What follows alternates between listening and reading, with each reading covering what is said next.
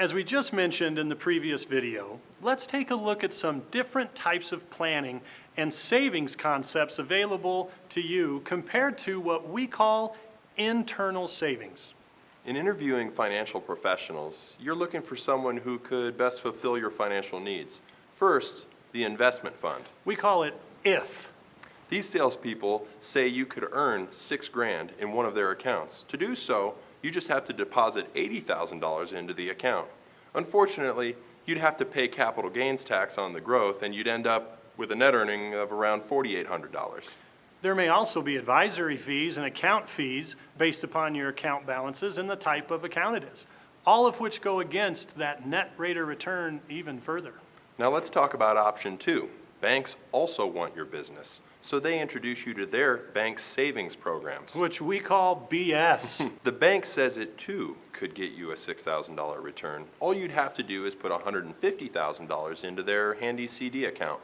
Hate to be a pessimist here, but of course you would have to pay taxes on your gains there also, leaving you with about $4,800. There may also be some fees charged annually to maintain this account, in addition to penalties if you want or need to withdraw some of that money before its maturity date. Okay, let's talk about option 3. We come along and tell you about internal savings. We call it IS. Thanks, Kelly. We teach you about transfers that you unknowingly and unnecessarily make every day, and we say, too, that you can get a $6,000 return. The big difference is this: you don't need to deposit any money in any account. Even more rewarding, there will be no tax on your gain and no fees or penalties involved. And finally, the sledgehammer. This is the only program where the full $6,000 is guaranteed. Now ask yourself, do you want your financial future based on if, BS, or something you know is going to happen? Boy, that's cheesy, but it's good.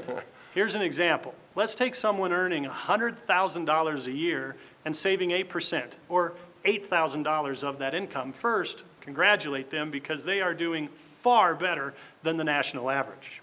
They would have $92,000 in residual income to pay all of their bills and taxes. If this person could internally save 1% of that $92,000, which is $920 extra per year. That's right. They would create an 11.5% increase on their $8,000 in savings. No fees, no penalties, and without spending one more dime out of their pocket. And with how much more risk? Absolutely none, because they simply became more efficient and eliminated $920 in transfers. So it begs the question, if you found $920 in transfers that before were going to another entity, but now you have use and control of it, would you save it? Look, it's not about your budget or spending less. It's about the efficiency of money. We'll be happy to discuss this with you in person, over the phone, or the computer. We'll even do it all for free, as many meetings as it takes. Make sure to watch our Who We Are video. That's what we give you.